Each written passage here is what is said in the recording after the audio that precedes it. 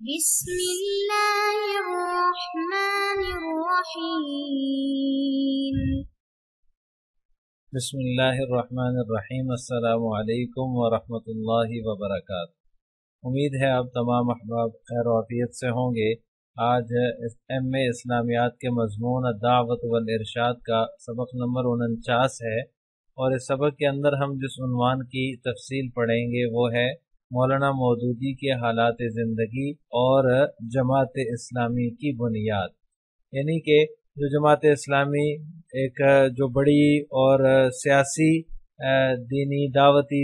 جو ہے وہ تنظیم ہے، تحریک ہے، اس کے جو بانی ہیں مولانا مودودی، ان کے حالات زندگی کیا ہیں، اور اس کے ساتھ ساتھ انہوں نے جماعت اسلامی کی بنیاد کن تصورات پر رکھی، ان دونوں کی تفصیل پڑھیں گے۔ تو آئیے تفصیل کی طرف چلتے ہیں۔ سب سے پہلے مولانا مودودی کے حالات زندگی کے بارے میں تفصیل جانتے ہیں۔ سید ابوالعلا مودودی جو ہیں وہ مشہور عالم دین اور مفسر قرآن اور جماعت اسلامی کے بانی تھے۔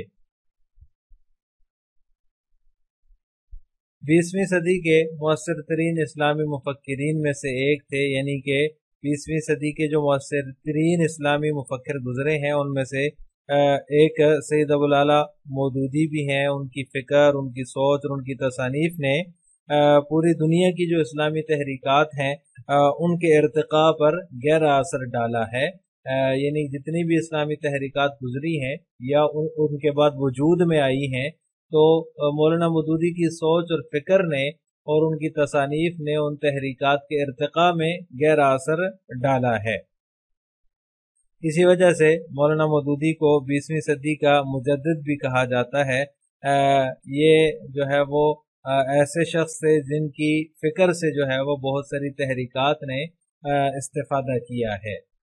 اسلام کی دنیا بھر میں موجودہ جو پذیرائی ہے وہ ابوالعلا مودودی اور شیخ حسن البنا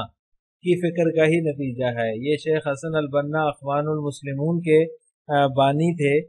جن کو شہید کر دیا گیا تھا مصر کے اندر جو ایک تنظیم اور دعوتی تحریک اٹھی تھی۔ اس کے بارے میں ہم اگلے اسباق میں انشاءاللہ العزیز تفصیل پڑھیں گے۔ تو سید ابوالعلا مودودی اور شیخ حسن البنا کی فکر کا ہی نتیجہ ہے اسلام کی جو موجودہ پذیرائی ہے، جو اسلام کو جو ہے وہ ایک عزت ملی ہے دنیا میں، وہ انہی کی فکر کا نتیجہ ہے۔ کیونکہ عثمانی خلافت کے اختتام کے بعد انہوں نے جو ہے وہ اسلام کو نہ صرف زندہ رکھا بلکہ اسے خانقاہوں سے نکال کر عوامی پذیرائی میں لے کر آئے اور عوامی پذیرائی بخشی ہے۔ تو یہ دونوں شخصیات ایسی تھی جن کی فکر کا ہی نتیجہ ہے اسلام کی موجودہ پذیرائی۔ سید ابوالعلا مودودی کا پاکستانی سیاست میں بھی بڑا اہم کردار تھا۔ انہوں نے جو ہے وہ قادیانیوں کو غیر مسلم قرار دینے میں بڑا اہم کردار ادا کیا تھا۔ اس وجہ سے ان کو جو ہے وہ پھانسی کی سزا بھی سنائی گئی تھی، لیکن پھر عالمی دباؤ کی وجہ سے پھانسی ان کو نہیں دی جا سکی اور پھر ان کو رہا کر دیا گیا تھا۔ تو مولانا سید ابوالعلا مودودی جو تھے یہ 1903 میں جو ہے وہ اورنگ آباد دکن میں پیدا ہوئے، یعنی جو ان کی جائے پیدائش ہے وہ دکن ہے۔ ان کے جو آبا و اجداد تھے ان میں سے ایک قطب الدین مودود چشتی گزرے ہیں، جو خواجہ محی الدین یا خواجہ معین الدین چشتی اجمیری جو تھے ان کے شیخ تھے۔ انہی کی وجہ سے جو ہے وہ ابوالعلا مودودی کو مودودی کہا جاتا ہے، یعنی کہ ان کی طرف نسبت کر کے، ان کی طرف منسوب کر کے ان کو مودودی کہا جاتا ہے۔ تو یہ ان کے جو خاندان کے ایک بزرگ گزرے ہیں قطب الدین مودود، ان کی طرف ان کو منسوب کر کے مودودی کہا جاتا ہے۔ ان کا گھرانہ ایک مکمل مذہبی گھرانہ تھا۔ ابتدائی دور کے پورے 11 برس انہوں نے اپنی عمر کے اپنی والد کی نگرانی میں رہ کر ہی گھر پر تعلیم حاصل کی۔ 11 برس تک ان کو جو ہے وہ اپنے والد نے کسی مدرسے میں داخل نہیں کروایا، کسی تعلیم حاصل کرنے کے لیے گھر سے باہر نہیں بھیجا، گھر پہ ہی تعلیم کا انتظام کیا اور اپنے والد کی نگرانی میں ہی انہوں نے جو ہے وہ تعلیم حاصل کی ہے۔ اس کے بعد مدرسہ فرقانیہ اورنگ آباد کی 8ویں جماعت میں براہ راست داخل کیا گیا، یعنی کہ دیگر جماعتوں سے جو نیچے کی جماعتیں ہیں 8ویں جماعت سے ان میں ان کو نہیں بٹھایا گیا، بلکہ براہ راست 8ویں جماعت میں ان کو داخلہ دیا گیا، اور انہوں نے جو ہے وہ مولوی کا امتحان دیا اور کامیاب ہوئے، اور جو ہے وہ اس وقت ان کے والد جو ہے وہ اورنگ آباد سے حیدرآباد منتقل ہو گئے، اور پھر وہاں انہوں نے جو ہے وہ مزید تعلیم حاصل کی، جو کہ حمید الدین فراہی گزرے ہیں، ان کے دارالعلوم میں رہ کر انہوں نے جو ہے وہ مزید تعلیم حاصل کی ہے۔ مولانا مودودی کے والد کے انتقال کے بعد انہوں نے صحافی کی حیثیت سے اپنی عملی زندگی کا آغاز کیا اور متعدد اخبارات میں مدیر کی حیثیت سے کام کیا۔ جب تک والد زندہ تھے تو ان کو جو ہے وہ معاش کی فکر نہیں تھی، لیکن جب والد کا انتقال ہو گیا تو پھر انہیں معاش کی فکر لاحق ہوئی، اور چونکہ ان کو خداداد صلاحیت ان کے اندر تھی لکھنے کی، اور یہ قابلیت تھی کہ یہ لکھ سکتے تھے، تو انہوں نے قلم کے ذریعے سے اپنے خیالات کو لوگوں تک پہنچانے اور اسی کو ذریعہ معاش بنانے کا جو ہے وہ ارادہ کر لیا۔ تو اس وجہ سے انہوں نے بطور صحافی اپنے کیریئر کا آغاز کیا، اور متعدد اخبارات میں پھر انہوں نے کام کیا ہے، جس میں جو ہے وہ بجنور کی مدینہ اخبار ہے، اتر پردیش کی جو ہے وہ تاج ہے، اور اسی طرح تاج اخبار جو ہے یہ جبل پور کی ہے، اور اس طرح جمعیت علماء ہند کا جو ماہنامہ ہے یا روزنامہ ہے الجمعیت، اس میں بھی انہوں نے جو ہے وہ کام کیا ہے۔ لیکن جب پھر جو ہے وہ ان سے اختلافات ہوئے، روزنامہ الجمعیت سے انہوں نے استعفیٰ دے دیا، اور پھر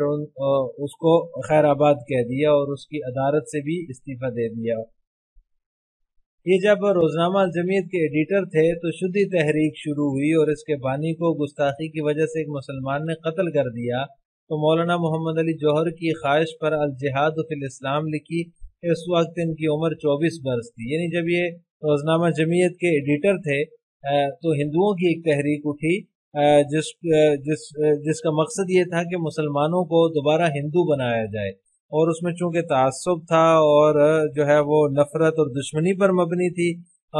تو اس تحریک کا جو بانی تھا اس نے جو ہے وہ آپ صلی اللہ علیہ وسلم کی شان میں گستاخی کی، ایک کتاب لکھی، اور اس میں آپ صلی اللہ علیہ وسلم کی شان میں گستاخی کی، جس کی وجہ سے کسی مسلمان نے اس کو قتل کر دیا۔ تو ایک جو ہے وہ ہندوستان کے اندر یہ شور برپا ہو گیا کہ جو ہے وہ اسلام تلوار اور تشدد کا مذہب ہے۔ تو مولانا محمد علی جوہر جو تھے انہوں نے دہلی کی جامع مسجد میں تقریر کی اور اس ضرورت کا اظہار کیا کہ کاش کہ کوئی شخص جو ہے وہ اسلام کا جو مسئلہ جہاد ہے اس کی وضاحت کر دے، تو اسلام کے خلاف تاکہ جو غلط فہمیاں پھیل رہی ہیں ان کا سدباب ہو سکے۔ تو مولانا مودودی نے سوچا کہ یہ کام میں ہی کیوں نہ کر دوں، تو انہوں نے گویا کہ محمد علی جوہر رحمہ اللہ کی خواہش پر الجہاد فی الاسلام لکھی۔ اس وقت جب انہوں نے یہ کتاب لکھی تو ان کی عمر صرف 24 برس تھی۔ اس کتاب کی اہمیت کا اندازہ اس سے آپ لگا سکتے ہیں۔ اس کے بارے میں علامہ اقبال نے فرمایا، اسلام کے نظریہ جہاد اور اس کے قانون صلح و جنگ پر یہ ایک بہترین تصنیف ہے، اور ہر ذی علم آدمی کو میں مشورہ دیتا ہوں کہ وہ اس کا مطالعہ کرے۔ اس سے اس کتاب کی اہمیت کا اندازہ لگایا جا سکتا ہے، اور مولانا مودودی کی صلاحیت کا اندازہ بھی لگایا جا سکتا ہے کہ انہوں نے اس عمر میں 24 برس کی عمر جو ہے وہ آج کل ہمارے ہاں اس کو کچھ بھی نہیں سمجھا جاتا، ایک جو ہے وہ غیر ذمہ دار نوجوان لڑکا کہا جاتا ہے کہ 24 سال کی عمر میں ایک جو ہے وہ نوجوان لڑکا جو ہوتا ہے اس کو ایک غیر ذمہ دار تصور کیا جاتا ہے۔ لیکن مولانا مودودی رحمہ اللہ نے اس عمر میں الجہاد فی الاسلام لکھ کر جو مسئلہ جہاد ہے اس کی پوری وضاحت کی، اور اس طرح سے جو ہے وہ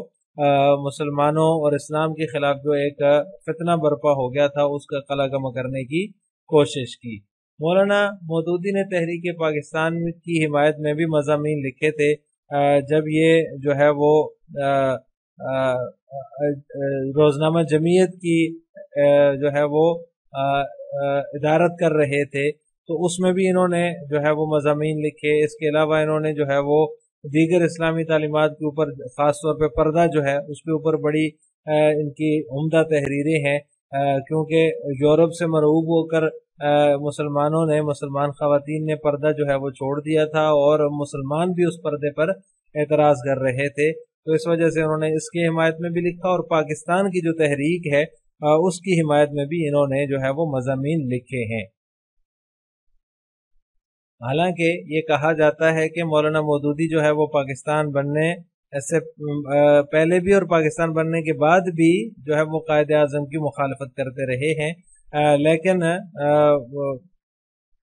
شواہد سے پتہ چلتا ہے، جو متعدد تاریخی شواہد ہیں جس میں جو ہے وہ خود ان لوگوں کی بھی گواہیاں شامل ہیں جو کہ تحریک پاکستان کا حصہ تھے یا قائد اعظم کے بالکل قریبی لوگ تھے، وہ بھی اس بات کے گواہ ہیں کہ مولانا مودودی کی تحریروں سے جو ہے وہ نظریہ پاکستان کو اور تحریک پاکستان کو بہت ہی فائدہ ہوا ہے۔ جماعت اسلامی کی جو بنیاد ہے وہ اس طرح سے ہے کہ مولانا مودودی نے ترجمان القرآن کے ذریعے ایک پابند اسلام جماعت کے قیام کی تجویز پیش کی، یعنی یہ جو ان کا رسالہ تھا ترجمان القرآن، جو انہوں نے جمعیت کی دارت چھوڑنے کے بعد جاری کیا تھا، اس میں انہوں نے ایک ایسی جماعت کی ضرورت پر زور دیا، ایک ایسی جماعت کے قیام کی تجویز پیش کی جو کہ خود پابند اسلام ہو، یعنی کہ ایسی جماعت ہو جو خود اسلامی تعلیمات پر عمل پیرا ہو اور اسلامی احکامات کی علم بردار ہو،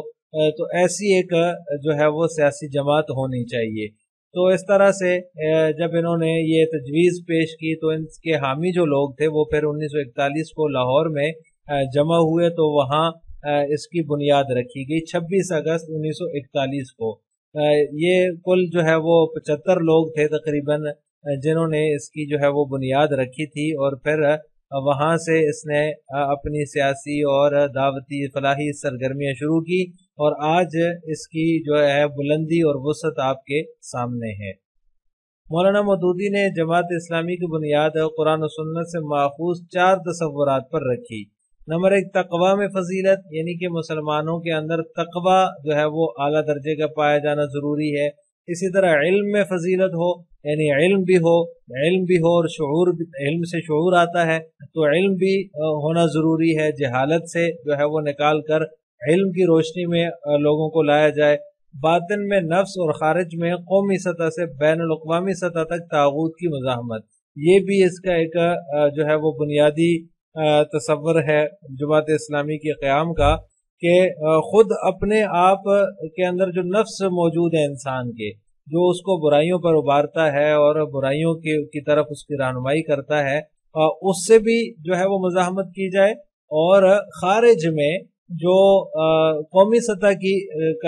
کا طاغوت ہے اس سے بھی، اور جو بین الاقوامی سطح کا طاغوت ہے اس سے بھی مزاحمت کا راستہ اپنایا جائے اور اس سے بھی مزاحمت کی جائے۔ اس کے علاوہ چوتھا جو تصور ہے جو قرآن و سنت سے ماخوذ ہے اور اس کے اوپر جماعت اسلامی کی بنیاد رکھی گئی، وہ ہے مسلمانوں